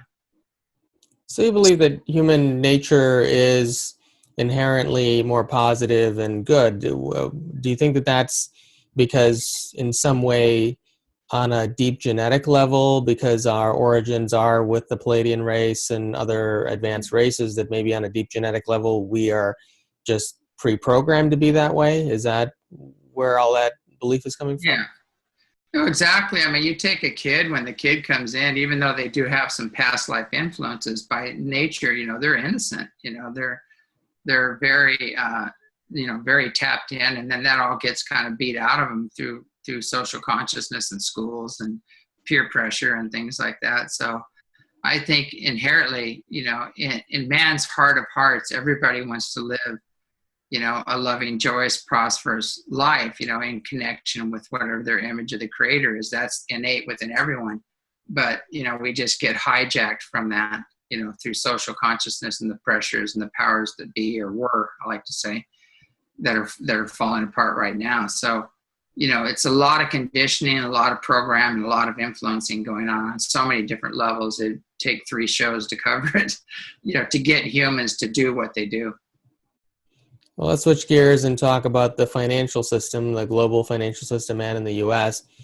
What are you seeing happening in the financial system and even in the governmental structures that exist? Are there any changes taking place? Because I know when we first talked, which was I think about a year ago, we were talking about some of those transitions that you foresaw that were coming down the line in the future. Have any of those things happened, and are there any other things that are in the process that you're aware of? From the sources, and I have some sources on some pretty high levels, and I actually talk with, people like the Golden Dragon, the head of the whole scene of what's going on over there. The White and the Red Dragon are just holding, they're holding the assets. They can't move them or do anything without, the Golden Dragon. So, a lot of these assets are being moved right now. They got hung up for a while by the cabal, did everything they could to stop this from happening, and they're starting to move again. And so these assets are going to be made available, and there's just enormous amounts of and just in the interest accounts, not the gold itself. They don't even have to touch the gold. The other accounts could totally end poverty and hunger and everything, and put an end to most diseases. But those are finally starting to move and being released. I know there's going to be a lot of changes. I really don't. The Federal Reserve is totally insolvent. All these Puerto Rican companies that are running the earth right now, and actually the USA I don't think they're going to stay together very much longer. They've had their run, and they're very enslaving and very disempowering and zero integrity, the energy behind them. So I think what's happening on the big picture, there's just an enormous amount of wealth being siphoned off the people, going to the Vatican and the Queen and things like that. If people knew how much that was, and that's going to come to an end and be diverted back to the people, then we're going to have a huge surge, and people being a lot more abundant, a lot more prosperous, and we'll be seeing an end to all the, the poverty and disease and the homeless and everything else. And we're in the middle of that process right now. I don't know exactly how long it's going to take, but I know it's going to happen within the next 2 years. A lot of people in spiritual and alternative circles have been talking about in the recent weeks, actually, that there was some sort of a release of financial abundance. I don't really know what that means, but yeah, do you have? Is that what you're referring to? And has something like that happened? You broke up a little bit there, but I'm pretty sure I know what you're asking. The funds are starting to move, but I'd be very careful with. There's a lot of people saying they have access to these funds that don't. And a lot of people are paying money into these things, and they're saying, hey, if you pay this amount of money, you're going to get $1 billion. You can buy your new boat and condo and on the beach and everything else. It isn't going to work that way, because these funds are going to be going from the bottom up. And And so I know the people on the top are very concerned with this, and they said there's a lot of people making promises in their name that aren't going to be held up, and then they're going to get blamed for it because they're not going to allow this to be hijacked again like so many other processes, and it's going to be really going to the people that are already in the business of serving humanity, that have a track record of it, and they're going to make sure that the money does go in a direction that is going to be towards the awakening healing process and not into somebody's own bank account or and it's sad because there's this big new age movement. Well, you're just living in lack, and you have the Saint Germain fund and this fund, and we're all going to get $1 billion,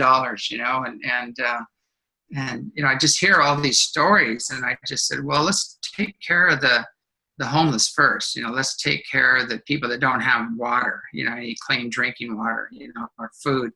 Let's do that first, and then if there's money left over, then you can have your fancy boat and your Mercedes and your condo, But I think that's possible. We all could be. I mean, to me, I go, forget about the Mercedes. I want a beam ship. I don't care about fuelless technology. I want anti-gravity or counter-gravity. It's like I'd take it to the next level. And all that technology is available. It's on the planet right now. It just has to be released. And I think eventually that's all going to be released. What do you think is behind all the incidences going on with the Bureau of Land Management and confiscating ranches and so on? What's the intention behind that? Well, if you look at the real story behind that, it goes back to Hillary and other people that sold the mineral rights, the uranium rights to, I think it's called Uranium One, which was I think it was a Canadian company that actually the Russians bought it. And those farmers are on those minerals, basically. And so they're trying to get them out of there. They're trying to get all the farmers out of there and going about it whatever ways possible. And I experienced a lot of that myself, the same type of event. And these guys are standing up for it. They're going, hey, wait a second. It's like, no, I don't want to leave my farm. No, you're not going to burn me out, or you're not going to, and they're standing up for the basic human rights and constitutional rights or things like that. And so, people need to really get behind them. I think his name's Lavoie, the one that got shot. They're trying to demonize him and turn him into this demon type guy. The problem was the guy had like 50 foster children that he took care of. He was a staunch Christian, salt of the earth farmer, and they can't demonize as much as they try to. They can't.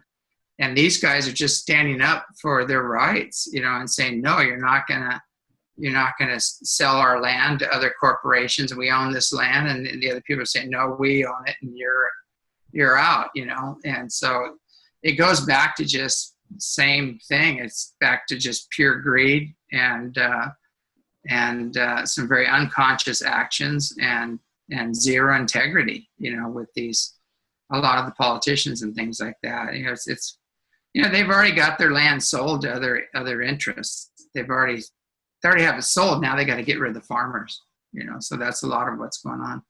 I think you mentioned Bill Gates tried to buy your ranch, right? Yeah, one time they sent an agent there, and that's what she said. And she kept making offers, and I kept saying, no, it's not for sale. It's not for sale. And she kept saying, everything's for sale, name the price. And I said, no, this place is a retreat center. It's a vortex. It's very important to the earth. It needs to be maintained. And they just couldn't understand that, they kept, and then all hell broke loose after that when I kept refusing. Then next thing you know, the county was coming after me, and people coming out of Seattle were coming after me, and making up all these fictitious claims and saying I didn't have building permits when the permit was still on the building, all signed off, and it was just one thing after another. And you put two and two together, you figure that's probably where it was coming from, because why are people coming out of Seattle, to try to close me down and get me out of there? But it's really interesting. And when I look into his nature and what he's doing and what he's publicly said, about how the inoculations are going to take care of the population control problem and things like that on TED Talks and things, and they had like 12 something cases of polio. And when they were done with their inoculation program, they had 45,000, pop right up. And so you look at what's going on. I mean, this is common knowledge. The Indian government wants him for questioning to find out why this happened. And so these people are just not who you think they are. Everybody's trying to get money, and say, why don't you have them finance you? And I said, do you have any idea who these people are? They're all part of that program, the elitist program. So, and it's very well known. His whole family's been into, eugenics and they have a history of that, wanting to, get the population down to a very low level. They want 80% of us gone, basically, which ties into the chemtrails and the inoculations and the novelties and the inoculations and everything else that's going on. You mentioned earlier that the United States is insolvent. Now, it is insolvent, but is the U.S. corporation actually dissolved now? Do you know? Well, according to the resources, that the access I have, and these things you can't really verify, but I do have it on some very high authority that it is insolvent. The papers have been signed to restore the republic, but the cabal are still doing all they can to stop it from happening. And there's a General Dunsford, I guess, that signed the papers. Everything's been signed over to restore the republic, and they're trying to do this without creating panic, but and have a smooth transition. And the Federal Reserve note is going to be phased out, and the Treasury note is going to take its place. And most people just go to the ATM machine and ask for money, and it'll come out as a Treasury note versus a federal note. That's basically all they're going to see if it works smoothly the way it's supposed to work. But the cabal are always coming in and doing false flags and creating all kinds of problems because they want to just collapse everything and go into chaos. And that's what's going on right now within that system. So I know that they've blown up his car, and they've put snipers on him, and they've General Dunsford, and they've tried to take him out, and they missed, which is probably going to backfire on them, on the cabal and their puppets. So it's going to get real interesting. I think there's just going to be a mass cleanup coming up very soon. So do you have any new and interesting plans for your future work? I know the book is coming out now, and what's on the horizon for you? Yeah, boy, I don't know. I tell you, this walk has been a rough one, and I've gotten the information out that I feel like was necessary, and with the workshops and the classes and the videos and everything, and I think I'm going to kind of back up a bit and just let things run their course. Everything's in motion, and it's like this giant snowball that nobody can stop, and we're going to go through this shift. And now I feel like getting off the front lines because I've just been hammered so much by everything you can imagine. Black helicopters and satellites and psychotronics and everything else. I think I'm going to take a break and just heal myself, from all the nonsense that I've had to experience. I'm sure majority of people who watch my show are quite familiar with you and where to find out about you, but you are going to be at our Expo coming up. And so where can people find out more about your book and purchase that and even follow your upcoming appearances around the world? Yeah. It's available everywhere, like lulu.com. It's on ebooks, or you can order a hardback if you want. A paperback if you want to. Amazon. It's all over the net now. All four of them have been put up, and or you can go to eseti.org and get the books there. It's another avenue, but they're available everywhere. It's Reunion with Source, Becoming Gods, and The Ultimate Soul Journey, and Anunnaki Return are the four books. And there's DVDs, and Contact Has Begun, which is it's theater quality movie that was done. That has been doing really well. It got 28 million hits the first 2 weeks on the internet. So just amazing response on that, when it first came out. So there's all that stuff. If you just go to eseti.org, you can find out there, and I'll have most of it at the conference as well. Okay, great. And so let's just, to wind up the show today, I want to just recap our conversation and just get your overall feeling about where are we going as a collective global consciousness. Even though it seems like there are a lot of positive things, Yeah. there are obviously a lot of insane people still in charge, and we still see a lot of crazy. And not that I watch mainstream media all that much, but it's still out there, and the mainstream consciousness is still very low, although there are more and more people awakening all the time with influences like the solar eclipse. But where do you think it's going, and are you overall very hopeful that we've moved beyond the threshold of going back to a darker world? Well, I think it's unstoppable, the awakening healing process, and I know the powers behind it, and it's a natural process that's going on, and the forces behind it are just massive. And even NASA knows what's going on. They know that people's, their brains are going to be activated, and they're going to open up and start developing all these abilities. So they're fully aware of that. So it's I don't think it's not stoppable. We're not going to go backwards. We'll have some hiccups, and some things that will go down that need to go down, that need to be done away with. So, we're in that process right now. I think we're right at the pinnacle of the end of tyranny, and all the stuff is being put into place and signed, and so you're going to see the last, kind of like the last stand. There's an old saying, they call it the last dance of the tyrants, and we're in that right now, where they're just taking their last stand, but it's hopeless. I mean, they're up against forces beyond their comprehension. And if you look at it on a frequency level, that's the name of the game. It's all about frequency, and they're not frequencies specific to the earth. So their time is over. They're doing their last dance, and then we're going to be moving on, in the awakening healing process and getting ready for a huge jump, huge shift. We're going to hit that critical mass point, and then that game is over. The old draconian program, the tyranny, the separation game, the external program, all that stuff is going to come to an end here real soon. That's very encouraging, and I have to, from my own vantage point, confirm that too, because I work very closely with a lot of very gifted light workers, and just amazing things that are coming down the line, and amazing gifts that are opening up in people. So thank you for sharing that, and thank you for joining me today again for another episode of Wake and Empower TV. And I'm looking very much forward to finally getting to meet you in person at our Wake and Empowered Expo in just a week and a half from now. Actually, by the time the show airs, it'll be about a week from now. So have a safe flight, and we'll see you really soon. Great. Yeah, I'm looking forward to it, and I can't wait to see all your viewers there too, hopefully. Thank you. I hope you enjoyed this episode of Wake and Power TV with my special guest, James Gilliland. Join us both here in 1 week at the Wake and Empowered Expo, March 18th through 20th in Detroit, Michigan, along with a lot of other incredible presenters.